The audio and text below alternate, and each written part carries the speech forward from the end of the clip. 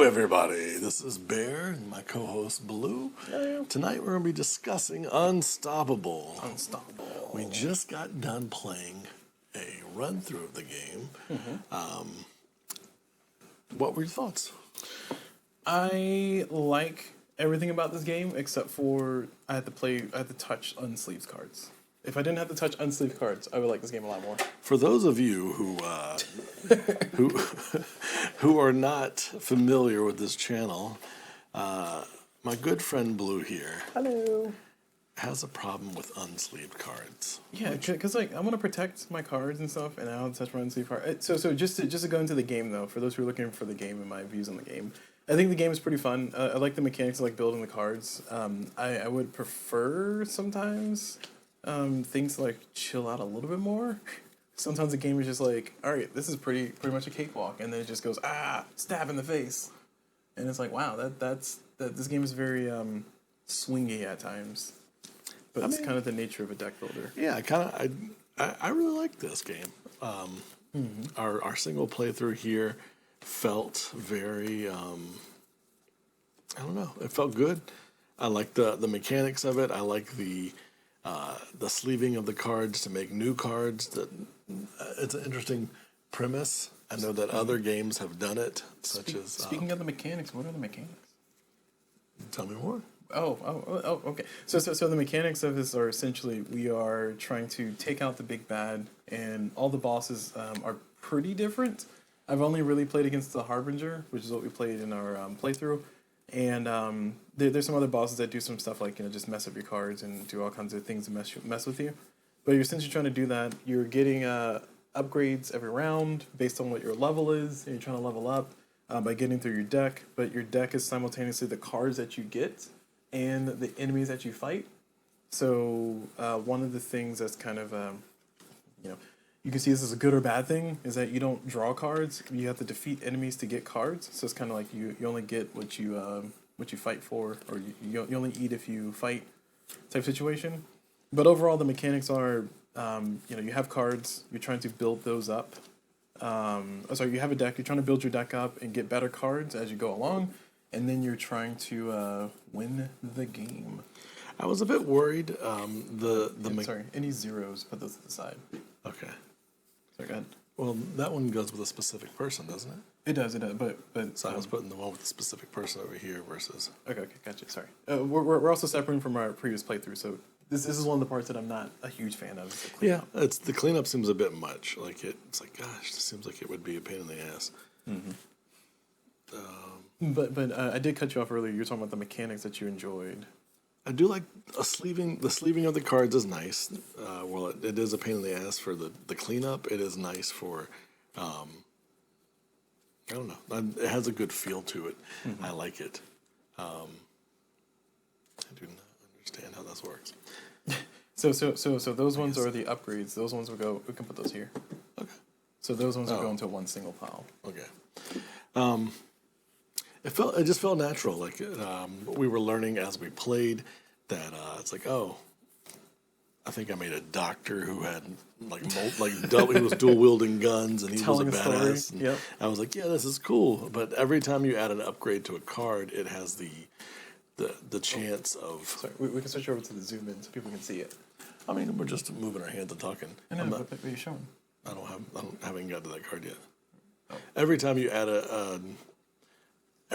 a card or an upgrade to a card, it also has repercussions on the backside as well. So you're going to have a bad day, which we learned because we did not win our first game. Here's an example. Yeah. You can show them this card. So with this card, if we bring onto the zoomed in there, so that card is pretty nice. It's one. It starts off like that, and then as you add in it adds these other things, but then it also adds. This part. Oh, you got it correctly. Yeah. It adds rage to the bad guy. Thankfully, this other card didn't do anything, but it adds rage to the bad guy, which has a mechanic to it. It's a negative effect, yeah. Right. So it's a double-edged sword, adding things because it does give you good things, but then when to draw this card, essentially you have to kill this creature, and then that card comes back into your play area. and the creatures will definitely scale. Here's another example. You can just show them that and flip it. But like it's that card is like a pretty nice card for me, given my playthrough. But one of the drawbacks is that in order to get the card, because it gives it some pretty good effects, but the backside of the card is kind of a nasty combination. Because every creature that you fight, you'll basically have to take out the skull, which the skull will be based on the level, the danger track, which for us at some point could be higher than it could be 2, 3, 4, 5. And then you also have to take out that number, which is 3, and you have to also take out the other number. So let's assume that we're on danger level 3. Then this guy is actually an 8. So I have to do 8 damage to take him out. And he's dealing 5 damage back to you if you don't take him out. Right, and you only have 10 health and 10 shield if you're lucky. Right. So 8 damage is a lot. The leveling up mechanic is interesting because it allows you to move up to market, and it gives you better cards to essentially add to your hand that you can play, which is an interesting mechanic because in most deck builders, when you get a new card, it goes directly to your, to your discard. discard. Nope, this goes directly into your hand, and you get to, you can use it right away. So Yeah, kind of get some speed on it, and I also, I didn't pay attention to it. The only reason why I paid attention to it in this playthrough is because I know of the tie-in, the licensing, or I guess the collaborations being done with this game and Dungeon Crawler Carl, and also the collaboration of just the story that this game is telling. So the artwork is pretty nice in this game, is what I'm trying to say. And then there's some creatures on here that, if we look at this is a mantis-like creature. But we were talking about like kind of the funniness of the game. Like this is kind of like a District 9. Felt like a District 9 callback. Like one of the cards here. I don't think did I purchase it? I might have purchased it. One of the cards is actually like a cab driver, and the cab drivers that card. Some cards are cheaper depending on which faction is purchasing it or which faction you're sleeving it into. So when I sleeved, here it is, this one. So this card becomes cheaper when I sleeve it into a card of the variant type, which is this one. So that means that this card becomes free because it costs $2. It says 2. Yeah, it costs $2, but it's reduced by 2 if it's inside of a variant card. So therefore, you naturally want to put those pairings together if you can to get some free cards. But it ends up kind of telling a story because this card's called Living Out the Land, and one of them, one of the other Mantis cards is Aid from the Resistance. Another one is I don't know where it went, but pretty much the Mantis seem to be like kind of like the people who are trying to scrape by, which reminded me a lot of District 9, given that whole storyline and the different other stories like that about the caste systems that exist in our societies. And I thought it was telling a really cool and interesting story that I was like, oh, I'm actually kind of excited to see how Dungeon Crawler Carl slot into this. yeah, I feel like there's a lot of I can see why it'd be an easy transition into that. Sure. And I just finished the book series, so look at me knowing stuff. I feel like one of the cool kids. You should. It's impressive. You finished a whole 7 books, and they're not small books. Yeah, that's what I was doing all winter break. But ultimately though, like I like the mechanics. I like the style. I like the approach that this game takes. I don't like the kind of the ramp up, if you will, because I feel like some games have a ramp up that is very it's not necessarily predictable, but it's kind of like an easy edge going forward. But then other games like this one, more specifically, this game specifically has a ramp up that's kind of like, all right, I see you're kind of cruising along, and then when you level up, it's not really a joyful thing. It's just kind of like a struggle, and that struggle turns into suddenly the tides have turned and you're losing the game. And as a game that you play solo, one thing that's important is that a solo game is not easy to beat or easy to solve. So I do appreciate kind of the variedness that comes from that, but I also want to express the frustration of chaos that can exist from things like that, because it's like, all right, now I gotta unsleeve all these cards, shuffle everything again, put it all back up, and it just becomes a bit of a chore. So it ends up having this game not hit the table as much as often for me specifically. However, I both appreciate and kind of hate it at the same time. We just gotta be rich, and so we can hire somebody to set games up for us. No, I don't think that works that way. But what did you feel about kind of the overall flow of the game? Like did you feel the pacing was good or slow? Because I feel like personally, I feel like there was a middle that was like, okay, this is kind of slowed down a lot, and I don't know why. I think that was the bad guy. It got to be the point where you were taking a turn, and I was like, "Is it my turn yet?" Right. And I'm assuming it probably was the same way, but my turns I feel like were pretty quick. I didn't. Right. Well. To be fair, in this game, you can kind of choose who goes when, and you can kind of alternate at whatever pace you want, as long as you're during the main phase. And I think one of the situations that the way I was playing was that I was getting a lot of free extra actions, and ended up in situations where when I did have the cards, I can actually do a whole bunch of stuff and like do a whole bunch of damage, get a whole bunch of money, go some shopping, and then in times to where I didn't have those things. I just had like 2 cards, and Bear was like, "Don't worry, I'll just deal 16 damage for the both of us." I mean, sometimes it works that way, but like I can't speak for one single player because you played it single player and I haven't. But for 2-player, it felt like a puzzle. Like I was like, all right, I can do this damage, I can do this, and I know you really enjoyed that where you were breaking it down and seeing where you could get extra actions so that you could do the wombo combo. Where I was like, I just want to do as much damage to as many things as fast as possible. Right. Yep, fair. So. And would you revisit this game? More specifically, would you play this game with goats? I think you would enjoy it. I probably would not play this single player, but I would play it 2-player. Okay. Like 2 players is the optimal number for me. Because again, I'm not huge on single player games. If I'm gonna play a single player game, I'd rather it be digital. You'd rather it be digital? Right. Whereas this portion of it, like setting it up and all that, it wasn't like we basically have broken the game down. It's good to go. I think there's a little bit left for you to do, but that's just putting it back in the storage management system that you had. For like cleaning up, yeah. I think cleaning up is a bear, and also compared to other kind of card building games, I think this is made by the same guy who made Mystic Vale.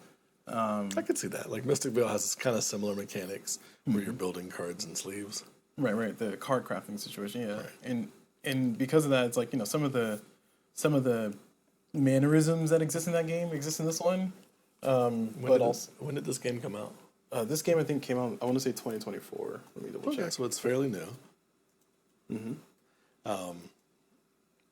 A year, 2 years ago, depending on when in 2024. I'm curious to see where they go with any expansions. 2025. Oh, there is an expansion. We play with the expansion upgrades. We didn't play with the expansion. Well, the expansion's mixed in there, so we might have played with some expansions. I'm curious to see if like the expansions would add extra factions, that kind of stuff. So yeah, I would be willing to play this again. But you know me, I like playing games at higher player count, like 4 to 5 people. This is only a 2-player game. I know, and so it's. Oh, I see what you're saying. For this level of cleanup and process, I would want to spend time with like up to 5 people. Up to 5? Yeah. Okay. Which I mean, this was what, a 2 or 3 hour game. I think 2 or 3 hours. I mean, like even with the teach was like maybe 30, 40 minutes. Yeah, so because there's a lot that we went over and talked over. Well, there's still like learning the iconography, learning that kind of stuff, which Rules by checks. far was this was not a heavy game. On a scale of like 1 to 5 with heaviness, I'd say it's like a 2, 2.5. It's not super difficult. If you've played any kind of card game, you're going to pick up on it pretty quickly. Correct. Yeah. It's not difficult. There's only a little bit of quirkiness with this game. Of like, all right, well, I don't draw cards, and what happens when I shuffle? Oh, I just shuffle and enemies just show up. Yeah. It's like that can be a little bit jarring if you're not used to it, for sure. Yeah, it was a bit difficult, the not drawing portion and like having to kill things to get more cards, but it kind of kept the game going. I'm curious how this would work single player, because like with me killing stuff over in your play area and then they drop it like giving you cards. Well, Whereas single player, it's like, man, I have no cards. I got 1 card from the thing up here, and it's like, I hope I can kill somebody so I can have more actions. So I can speak to that. So playing playing single player, I played a full game, 1 full game single player, and I think I won. I got 140 points. I don't remember. The points are basically what level did you make it to, how many X did you have left, how many Ys did you have. Right. And then like you kind of get your score based on that.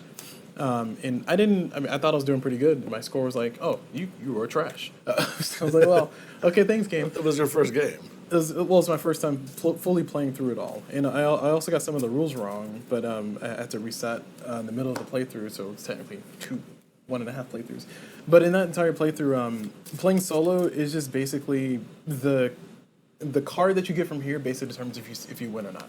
Yeah. Because you really need to start saying, okay, do I need to start diversifying so I can get unity? Do I need to start, focusing more on just one faction so I can get the focus effects? Right. And it's interesting because the game kind of asks you to like choose a side. Like, do you want to go unity? Unity is basically if you have multiple factions, then you get a better effect. Whereas focus is if you have like, just kind of triple down, quadruple down on one faction, then you get this one big effect. And really you have to kind of decide which one you want to go for. And I think I was trying to go for ally plus focus, and that one is kind of counterintuitive. Like, I feel like there's multiple ways you could do this, and depending on what cards you get during your draw. I feel like you can do multiple strategies. You're not stuck to, well, this is the only strategy that will win. I don't think so. Right. From the cards that I saw, I could see that there was multiple strategies and things you can do. But again, you're shuffling decks, you're buying cards as they come up. You kind of don't have control of what you get. So there is the opportunity for you to be like, man, this was a bad run. This is bad, or this is awful. It reminds me of when I was a kid playing solitaire. Because my grandparents hated me. Like sometimes you play solitaire, it's just a doomed run. Yeah, it's There's a doomed nothing run. you can do to fix it. Other times it's like, man, this was really easy. Right, so right. it's a card game. You're shuffling cards. It's randomness. You're going to get sometimes where it's going to be the perfect run. Yeah, I can. So, and to clarify, I just want to clarify because I know some people will definitely try to come at me with this when I said this about Final Girl. There are sources of chaos that I can accept, but there are sources of chaos that I don't want to accept. I think in this game, the sources of chaos that exist are fair. Like, you get 3 and you choose 1 from 3. Every round, at the top of every round, you draw 3 from the level. So whatever, this is level 4, this is level 3, this is level 1. You draw 3 of those cards, you basically get a freebie. And that freebie is like, okay, hey, here's your freebie. Can you do something with it? And then the game like gives you the space to possibly do that by giving you 3 options instead of just giving you the top deck, which I appreciate. The other part too is like what enemies show up. You can get some nasty combinations for sure, but for the most part they're manageable, and it's really only 3 enemies you're dealing with. And in a 2-player game, the difference between solo and 2-player is having you to be able to be there to back me up, or hey, I just need 1 more damage. And if you can do 1 more damage, then I can deal 4 damage to your guy, and that guy can deal 3 damage to my guy, and then I can deal like this, and it gives me $1 so I can buy this card that lets me do 5 damage to that guy. And it's a puzzle. Yeah, you get a very interesting cooperative puzzle. Right. So I think because this game has like that interesting, it exists in that interesting design space, to where it's both simultaneously a chaotic mess of like random upgrades, random cards that you're going to get, random enemies that you're facing, random cards that you have available to you depending on what enemies you killed. But also you have that puzzle. Now, that being said, I did enjoy this game. Just talking that out has maybe dropped this down a point. Really? Yes. Why? Because I was like, well, I don't want to play a game that I have a random chance to just immediately, like, before I've even done anything, I've already failed at just setting up. I mean, so, again, it's designed to be solo. How long do you think this game would take to set up? To take this play? Like, if you were going to start this game right now, fresh out of the box, 30 minutes to set it up? 30 minutes. Also, okay, fresh out of the box. Sorry, fresh out of the box is in you've already set things up for. Yeah. Because the very first time you open it, you gotta put all the sleeves, cards in the right sleeves. Right. So it's like a certain pairing. So I'm talking assuming about that you have that part done. Yeah, you've got that part done. I think the game takes maybe like 20 minutes, and I'm being generous with 20, probably more like 25, 30. Okay. 30 on the worst. Let's call it, let's say 25. So 25 minutes you take setting up this game, and it may just already be a failed game. It could be. So that being said, I probably again, I wouldn't want to play this solo. Because again, with 2 players, you're doubling the amount of cards you're seeing, you're doubling the chances to do stuff. Solo, I get real frustrated if I spend 25 minutes and then 2 hours. Okay. Hold on.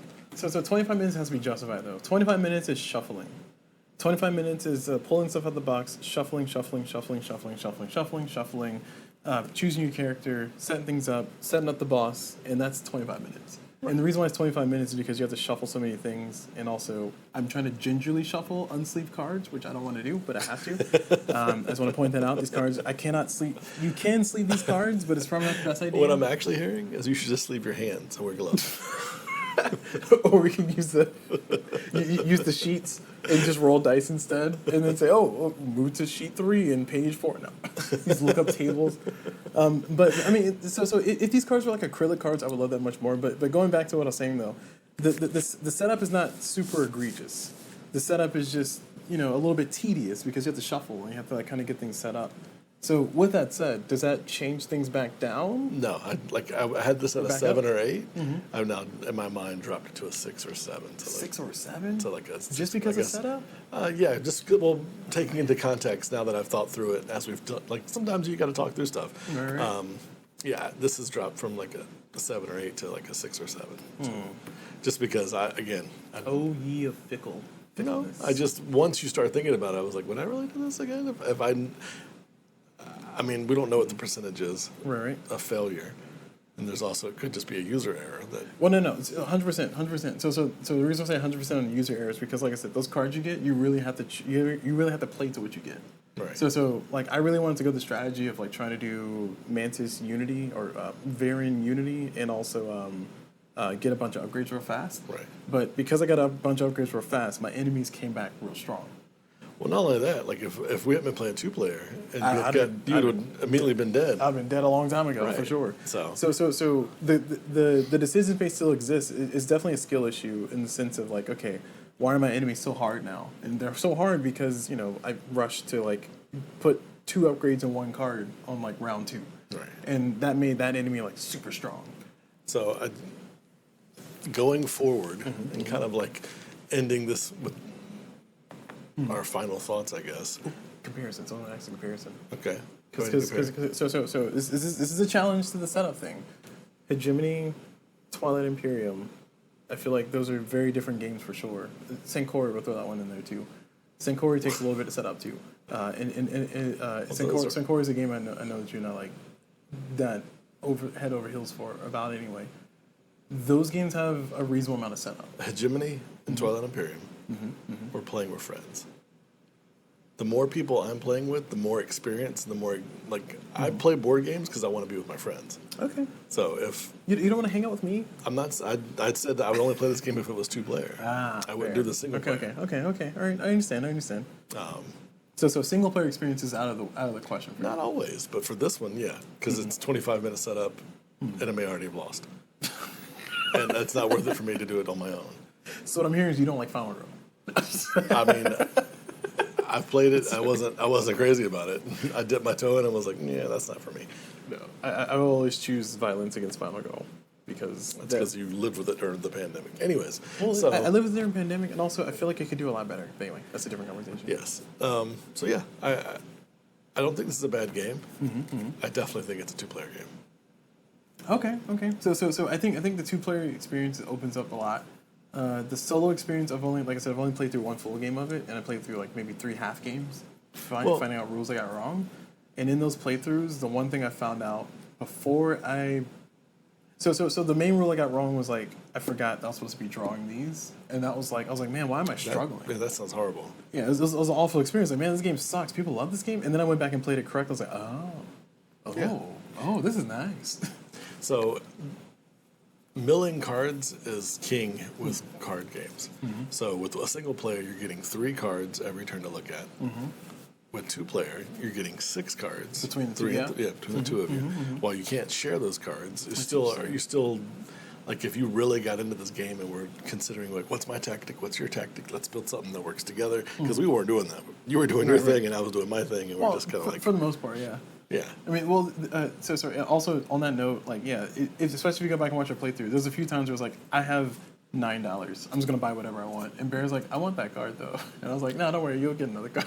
I mean, yeah, because there was no chance I was ever going to have $9 because I was going healing and damage. That was it. I didn't think about money until later in the game. I was like, oh, let me start taking some of these other faction cards.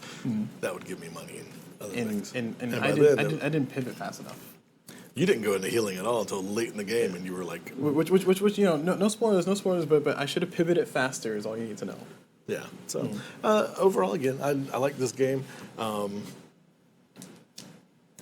If you do decide to move forward with this game, my suggestion going in would be 1, Bring a friend. bring a friend. Yeah, that's great. 2, don't put all of your upgrades on, like, spread out your upgrades. Spread your upgrades. It's like even on the weak cards, it doesn't feel good, but you should. I disagree with that. Really? You also want to keep in mind this game, and as in any good card or deck building game, has a mechanic to get rid of cards. Yeah, get rid of cards. Yeah. And you don't want to get rid of the upgrades that you spent your resources on. Unless you have to, of course. But the cards you're going to get rid of are the base, like the basic strikes and stuff that are in the deck. Yeah, okay. All right, sure. I agree with Bear's logic. Countering that, sometimes you get bad cards that are just bad enemies. Like, Oh, man. Was the guy that came out with, like, 9 health? well, I think that also might have been the Harbinger's minions that, like, just kept getting bigger and bigger. You got the Harbinger cultist. Yeah, that guy.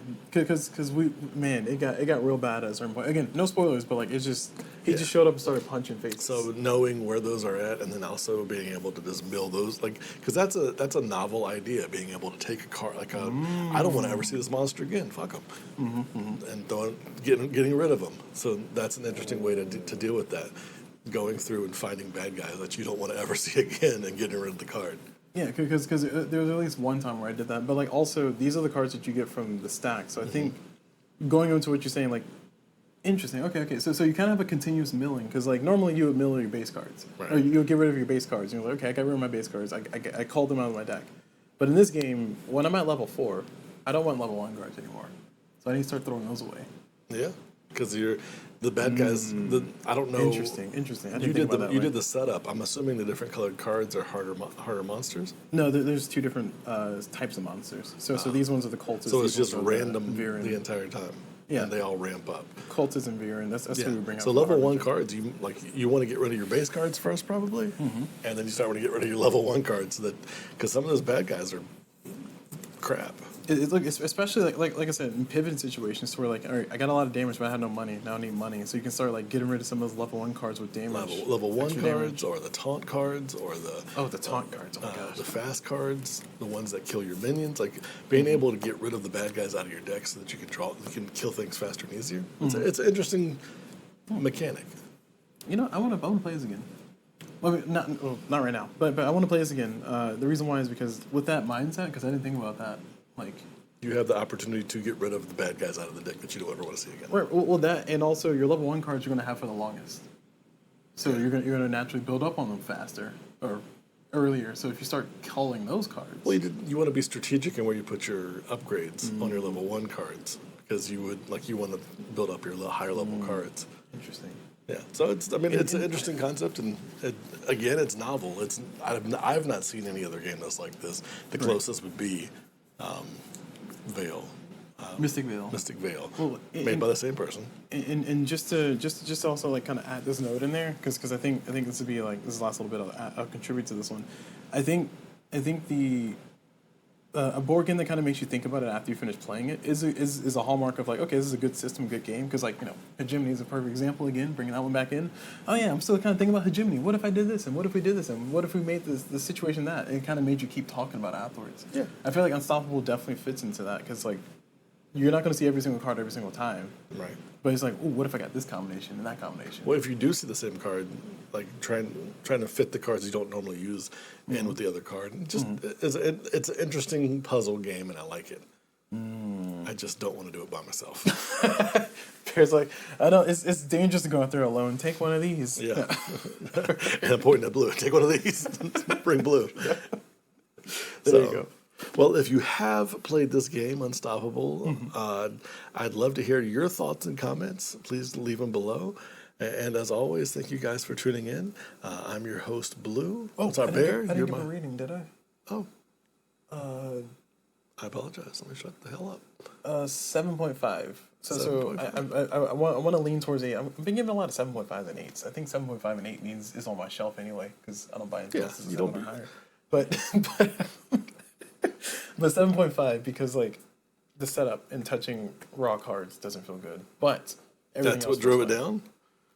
well, so if I could sleeve every card, then I would give Just it go an 8. buy you a set of gloves so you can put it in the box. Therefore, you don't have to touch raw cards. So that's it for me. And also there is a little bit of little bit of a damage issue. This is, again, Bear like laughed at me when I pointed this out. But I'm going to bring this up on the zoomed in camera because it's important to mention for the review. This is why I like to sleeve my cards because I don't want to damage them. But some of these cards, well, okay, none of these cards I'm going to show right now. But some of the cards can get damaged. They can get nicked as you're putting them into the sleeves. And some people laugh at that. But like over time, that's going to add damage. Like, there you go. You got a little bit of fraying right there. I do see a little bit of fraying, yes. I also am from the old school Magic the Gathering days where I wrap my cards in rubber bands. And oh no, my heart went to town. Like back in the day, like early '90s when Magic first came out. Yeah, I had rubber bands around all my cards, and my cards were all jacked up, and yeah, it was rough. So I get it. Sleeves are important, but that being said, like it's a game. Sleeves are expensive too. All right, so that's the last contribution I add to that. So 7.5. As always, thank you guys for tuning in. I hope to hear from you guys in the comments. I'm Bear. This is Blue. And this has been a playthrough of Unstoppable. A review of Unstoppable. There you go. Woo! As always, keep those dice rolling. Boo.